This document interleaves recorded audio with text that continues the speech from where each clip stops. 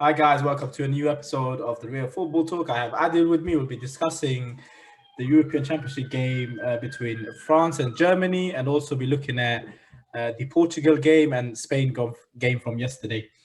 Adil, group of death, fascinating games. First game, two world champions. What did you make of that game? And it's another entertaining game. Both teams, I thought, it's quite strange tactics from both teams. After watching the game, my confidence in both teams has gone down in terms of winning the tournament. But I'm not sure. I think France might be doing a few more gears to France. I think after they scored, they just kind of went down and just countered. Yeah, they sat back, but it's like that worries me. Are there really any really top quality teams that will expose that type of sitting off and letting a team dictate the pass around you and kind of just trying to because I don't know, a lot of people were like, yeah, France was the better team, but if Germany had a bit of quality in the top end of the pitch, they created enough opportunities too, decent opportunities, or even other promising. But I just felt like both teams. The reason why I was a bit worried after watching this game of both teams' chances is because neither one of them do a high press. Both teams were sitting off, and they kind of let you easily play around them. It wasn't that difficult for either team to get into the attacking third. And the biggest difference was the quality of the individuals up top for France, because Pogba again. For the first goal, that pass. There ain't many players in the world who can play that with the kind of outside of the foot toe, but like the deftness of it was just stunning. The way it just bounced and just died. It's just a stunning ball. There ain't any player in the world, really, that many I can think of that can play it like that in that fashion. So, that Pogba's pass made the whole move. Adi, don't you think that's what also makes them a bit dangerous? Because even though they might sit off and stuff, when Pogba gets that ball and they got Benzema, Griezmann, and Mbappe running in the counter, he can drop that ball, drop dead in the center for whoever. If you look at even the offside goal, yeah, he got it. He was a bit slow on it, but the two things are linked, isn't it? The concern is how they're playing off the ball, but on the ball, they're majestic with the players they got, the flair they got. Like I said in the pre podcast about the Euros, they have the mixture that is going to be so difficult to defend against, because you can see it. You got Griezmann looking to pick up and drive and dribble and face you. You got Benzema looking to link up and then spinning behind, and then you got Mbappe playing on the shoulder or in the wide spaces running at you, and then you got Pogba who can play that final ball. You got Rabiot who likes to dribble and commit you. You got Kante, playing like Jorginho now, dictating the game from the CDM, playing quick 1-2. This man of many skills, okay? Yeah, but you can see the improvement on the but again, that felt that's the mistake Germany made. That as soon as they saw Kante is the guy who's dictating the game, picking up the ball off the defense and spreading it to the others, you have to realize that Kante struggles picking up the ball back towards goal. But if you let him pick it up facing you, then he's going to demolish you, because his quickness of feet, his speed, his quick 1-2s is devastating. And they never put anyone on Kante to pressurize him. So every time, by the time a bit of pressure came, he's already facing the opposition, which he's really good at, passing around the man, playing around him. So yeah, I thought Germany's everything about Germany was strange. Really, nothing was coherent. it just felt very slow from them. But before we move on to Germany, since we're talking about France, I mean, the chance Rabiot had, surely he had to give that cross field first or second time. But I think it's one of those things where start of the tournament, everyone's still trying to get a bit of the limelight, trying to be the hero. I think just getting the win will kind of settle everyone down, because even a couple of times I felt like Mbappe was holding on for too long. And I know the criticism he got from But Giroud that was in the last game, but I mean, to say the truth, that game, Mbappe was pretty ridiculous in the sense that he just hugged the ball every single time.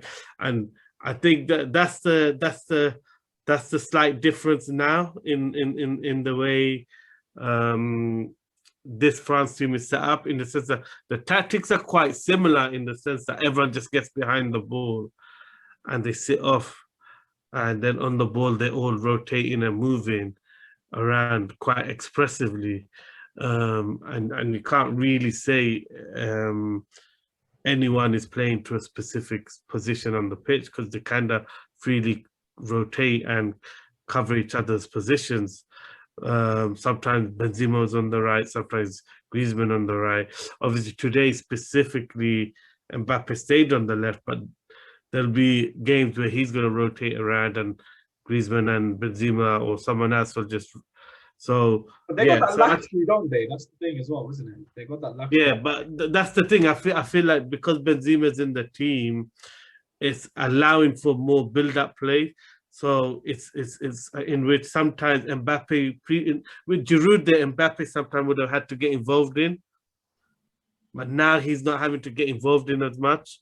Or with Benzema, as you saw, the quick 1-2s, and like for Rabiot's chance, or for it's really the fact that they got Benzema, who's excellent at laying off on the angle to on-running players. He's very good at it on the first time. So what happens? That's now giving Mbappe more chance to get in behind, and he's kind of being a bit more greedy with it now as a result. But when Giroud was in the team, he was having to get involved in the attack a bit more.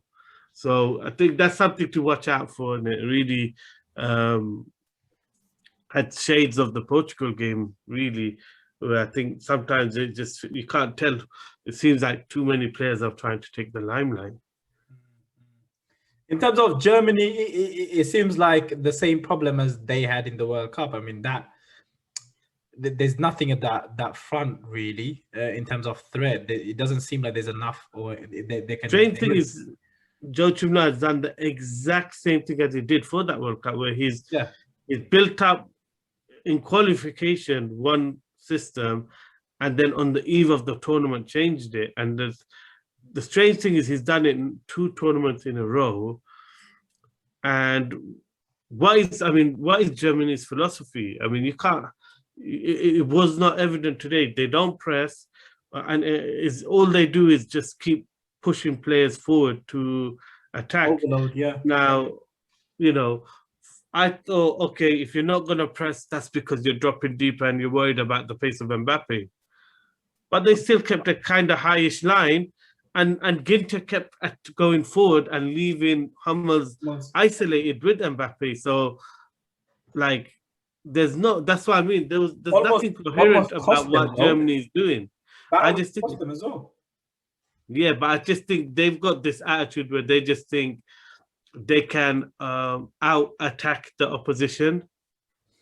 But you're not going to do it without a proper striker, a world-class striker. And Muller is not the player that he was. That was the mistake, was the one player that was a threat in their forward line. They took off Gnabry, and the moment he came off, they lost their quick interplay. At that moment, they were actually starting to dominate the game because they're picking it up in the pockets. And a lot of that was actually Gnabry and Gundogan starting to get into the holes and pick things up and spread the ball to Goosen. So they actually took off their 2 most effective players, because if you look at all the attacks, they were crosses from Goosen. And they took off Goosen to put, a striker, Volland, as a wing back. I know I mean, right now, Joachim Low is completely lost. I mean, I don't think he should even go back into after this job. He should just retire from managing. He's that confused. He is the single reason why Germany is struggling, because he's making last minute changes to something that you're building for 2 years, and then on top of that, there's no coherent approach to it. You're playing a formation that has a lot of players in the opposition half, but then you're not playing high press. And then you're playing a high line without a press. So it's like you're just, the Pogba chance is the biggest, a Pogba ball over the top, but quite a few other times he played the ball over the top, or someone played in Rabiot. That's all because you're playing high line, but also there's no pressure on the players, so they can pick their pass. So there's no real identity to Germany's play off the ball. With France, there is, but it just worries me the way they just stand off. But maybe that's what they're doing because they're trying to save their legs for a tournament, and they don't want to really play. I don't know. They are world champions. They know how to do this. I mean, yeah. So we can't really point fingers too much, and they did end up winning. Well, you can. Doesn't just because you win a tournament doesn't mean there ain't flaws. But the point is, of course there is. The point is, I don't know anyway if there's a good enough team, international team right now, because we saw Portugal, and they weren't great either. That can expose those flaws properly. We don't know. But I mean, having seen both teams, how far can they go? Do you mean between Germany and France, or? Yeah, both of them. Yeah, I thought I think Germany's going to struggle because of I was hoping they might change, but the moment I saw Hummels back in the squad, I knew that because Hummels has actually had a bad season at Dortmund, where he's made a lot of errors. And he's looked, in a number of games off the pace. So I was actually very surprised that he got suddenly jettisoned back in. But I think that's a big mistake, as you saw that today. Even Ginter, I always think he's not a great defender. So yeah, that back line, plus they played that suicidal high line. I don't think Germany, and this is a shame about this tournament, is the third place team most likely will still go through. A lot of third place teams will go through. So they're not going to get punished for not being quite on the pace from the beginning, and they might fix their problems, come back. So I don't know. It can only get better for Germany, I think, because that wasn't a very, I wouldn't say it's a terrible performance in terms of attacking, because they do play the ball about quite well, but they don't have a threat. There's no real creativity. I mean, Kimmich is like their most creative player, and they're playing him at right back. But I mean, can they cause someone like they have Portugal in the group problems, because obviously the amount of time they dictate the ball, and in terms of how they play. Portugal haven't really got. They got aging centre back in Pepe, who's 36. I mean, yeah, they can cause some problems because, but again, it's very similar to Spain, isn't it? In the sense that you're playing such fast-paced football. Have you got the quality striker who doesn't need a touch, can finish on his first touch? They haven't got that deadly player. So they're playing at such a pace, the incision passing and the overload, everything's done at such a pace. That means the margins are less. The quality needs to be better. Yeah. And they don't have the player to finish them off. It's the exact same thing with Spain. They're playing at such a tempo. They ain't got good enough players to play at that tempo. It's too fast for the quality of players that they got. They're not 2 steps ahead of the game. They're 1 step ahead of the game. And then you're playing at a tempo that is 2 steps ahead. So everything ends up being rushed without any thought. And I think Germany have the same problem, in the sense that they're playing a brand of football that is maybe too quick and too sharp for the players they have. maybe some of the people, I mean, some of the quality players like Cruz and everyone's out for it, but obviously you need a overall squad to do that type of football and the understanding. And obviously, like you said, Germany having changed their way of playing, that might cause a massive Well, impact. not the way they play is exactly the As it, same, as but it, it's gone more gun ho yeah, instead of being a bit more. They really don't have balance in their lineup. Yeah, and you saw that today. There's no balance between what they're doing in attack and then what they're willing to do in defense. The good thing about France is they are all about balance. Every single player rushes back behind the ball, and you can criticize the fact that they don't really pressurize players on the ball other than Kante. Kante is like the only player looking to nick the ball, and Varane and Kipembe will step in a bit. But at least everyone gets behind the ball and covers space, and they do it quite quick. With Germany, their balance is just terrible. They got so many players committing to attacking, and then they're not even getting back. There's no real urgency. It's literally leave the defenders to defend.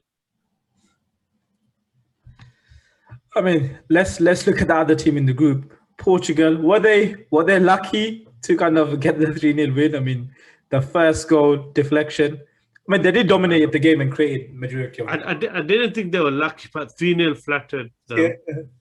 Even though I mean, they dominated the game. I thought Hungary done really well. Hungary competed well. They were very aggressive. I was really impressed with the aggression they had. But I think that's been kind of one of the takeaways from the first round of the tournament is a lot of the minnows are playing physical football. You got a lot of the Ukraine, quite a lot of teams just really flying in and not being afraid to think. And I feel like the refereeing has been quite lenient. Like some games have been littered with fouls literally every minute. And I do hope that's one thing that changes in the next round, because it feels like there's way too much tactical fouls going on and it's spoiling the flow of games.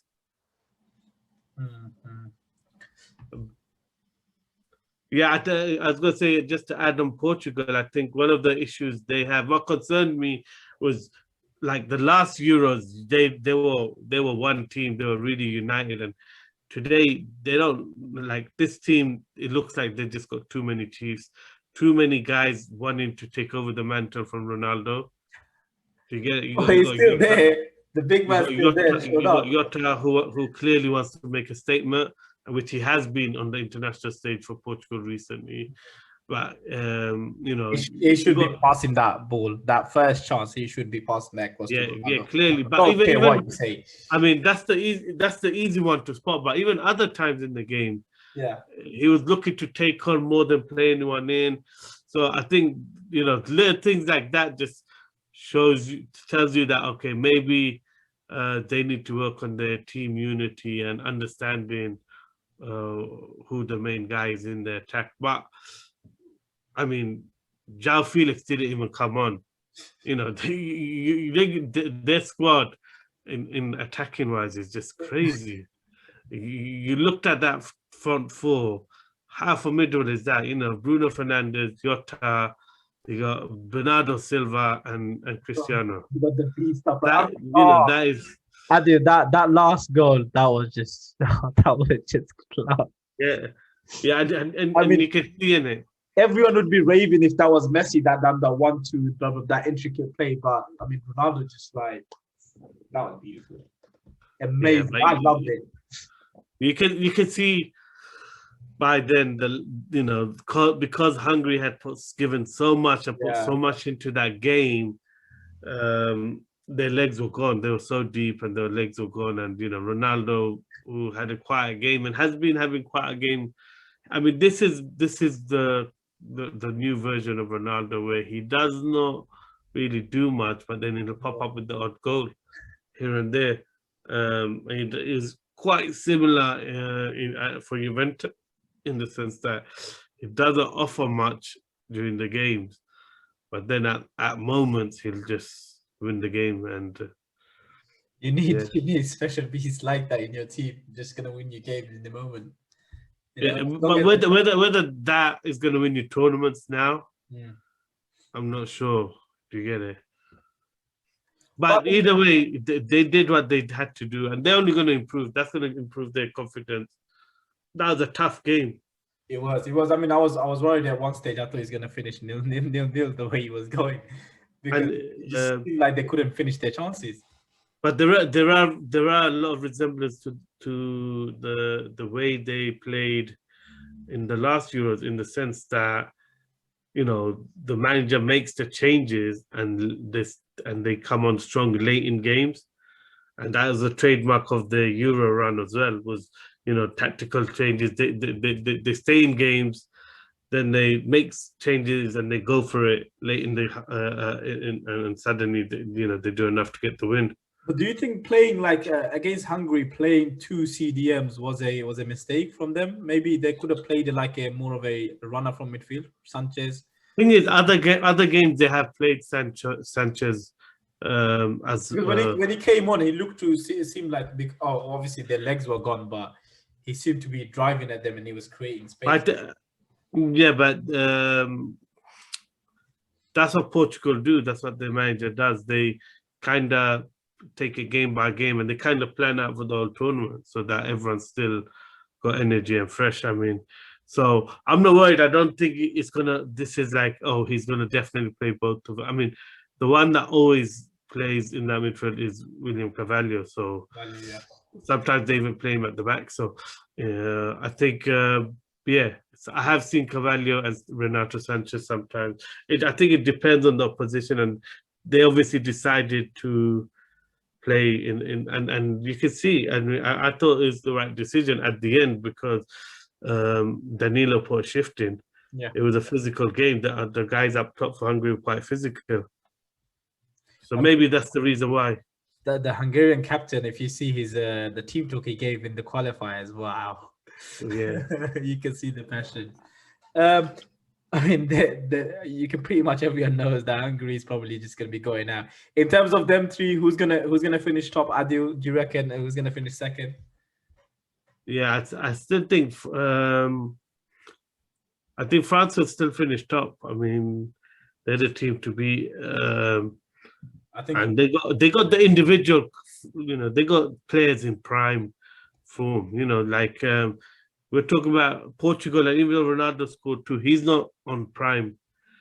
And but you've got France, where Benzema looks sharp. You got Griezmann is always a threat. He's always got goals in him. And then you got Mbappe already looking really sharp. I mean, for the disallowed goal, what a finish that was. Yeah. And that really unfortunate that they got disallowed. So I think they just got players that look sharp and on peak form. So I think, France to win the group, Portugal second. Germany will still go 2, and they may improve as a result of that. Yeah. I really don't like this format of the third place team going through. It's like they're getting rewarded for starting slow and not being quite on it.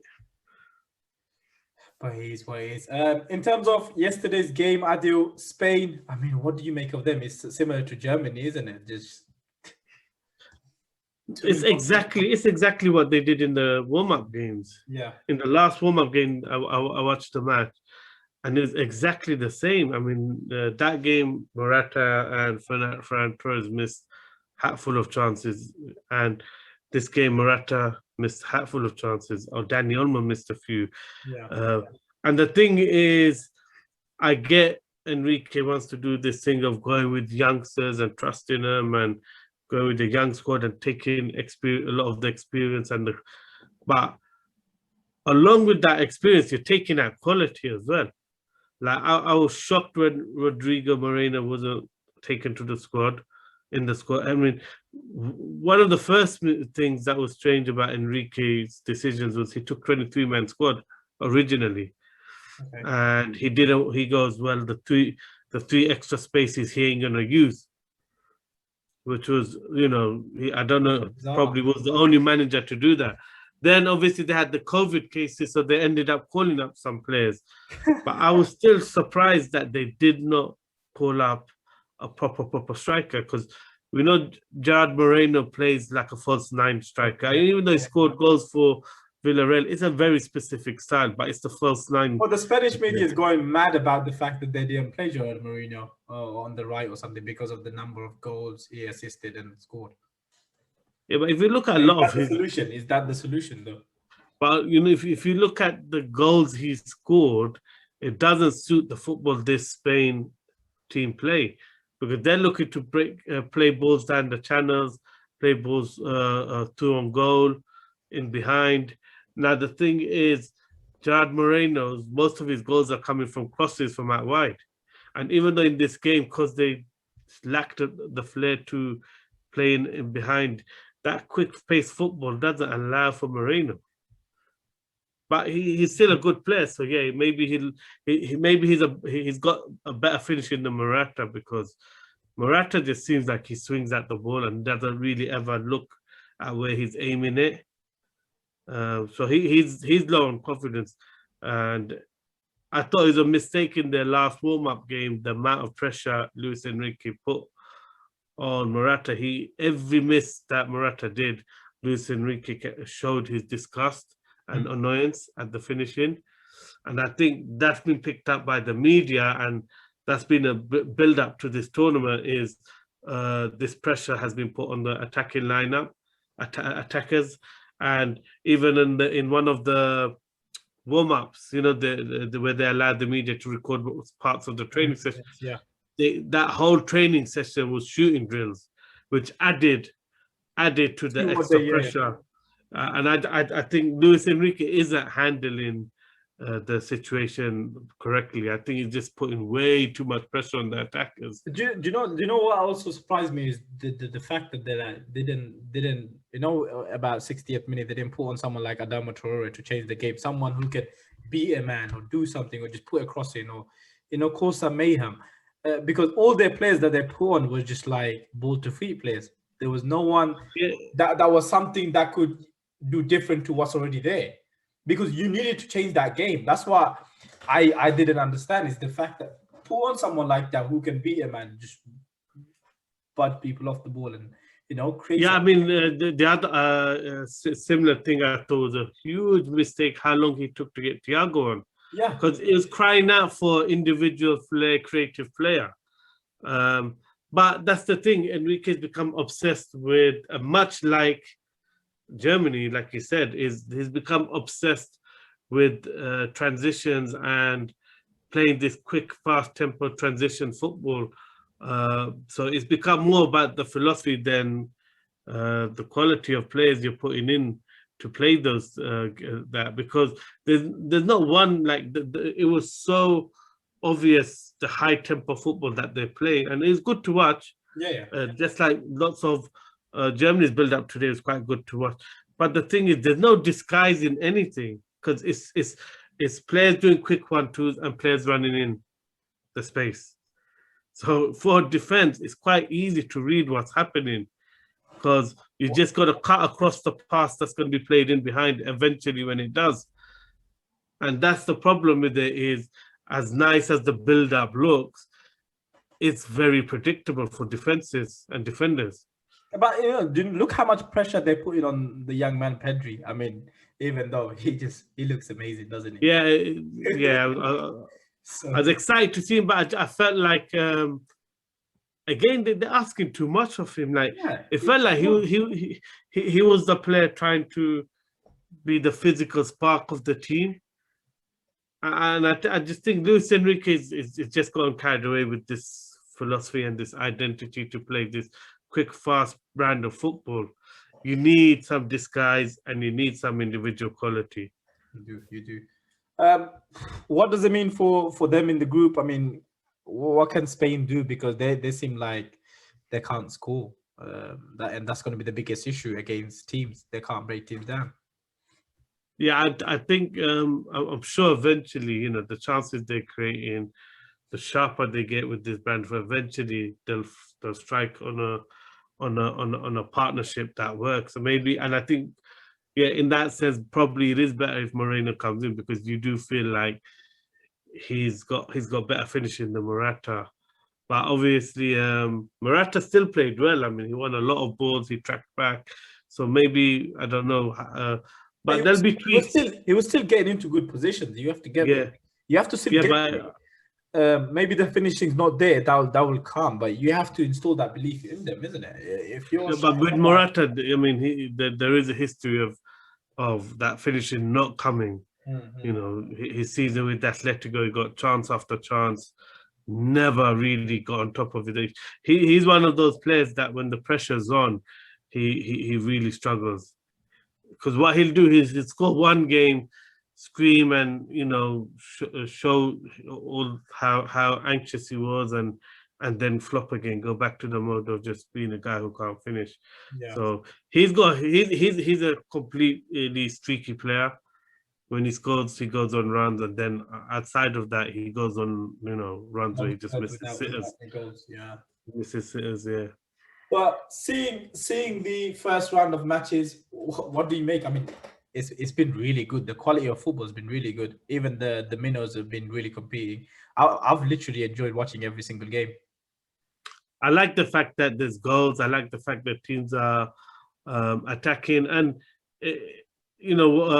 one of the biggest takeaways I've taken is there's a lot of different styles and a lot of different formations going on. So the previous tournaments, a lot of teams ended up going similar type of formations. Yeah. Like the last World Cup, felt like everyone ended up going to 5 at the back, wing back system, or something like that. But this tournament, it seems like there's a lot of teams playing different systems, different ways, and yeah, everyone's giving it. It's physical, tackles flying in, and goals. At least there's good. I hate tournaments where everyone starts off, cautious, and you start seeing a lot of 0-0s or 1-0. For this one, you can tell they I think that's what expanding does. These minnows play with less fear. Yeah, but I think another thing gives a lot of team also. I know what you're saying about giving some of these teams like Germany who haven't done well a chance. But you also give them that hope. Someone like Emino that they know if they can win a game against someone that they can potentially have a chance to get into the knockout stage or something or create history. So it does give them a lot of incentive in that sense. Yeah, I suppose gives certain teams chance to figure things out and then get on a run. Yeah. And that's why it's more harder to predict who could win it, because there's more chances of an outsider or a dark horse eventually finding form and getting there. Yeah. And that's the thing I liked about this the France performance today. It didn't set me alight, but the teams that normally win it don't start so fast. I mean, that's the thing that also I liked about England's performance. It wasn't perfect, but that's good. And worries me about Italy's performance, that it was so good. Yeah. That they're already starting on the bar they starting off. Yeah. And normally those teams don't win it. The teams that start off so good. On fire. Yeah. Usually it's one of those teams that draw their first game or lose their first game, and then all of a sudden everyone's written them off, and then boom. Yeah, it's those teams that start off with a few draws. Portugal drew their last 3 games. I think Spain, when they won it, they lost their first game against, I think it was Switzerland or someone, and everyone said, "Oh, you know what, Spain, they're going out, this, that," and then they go on that run. I think yeah, maybe second round will tell us a bit more about what the team have and what's in there, a bit more really. And probably it's going to give them a bit more onus, isn't it? Because obviously Germany now know they have to, go and win every single one of them. Yeah, well, the teams that have lost their first game are under pressure. Yeah. So they have to go for it.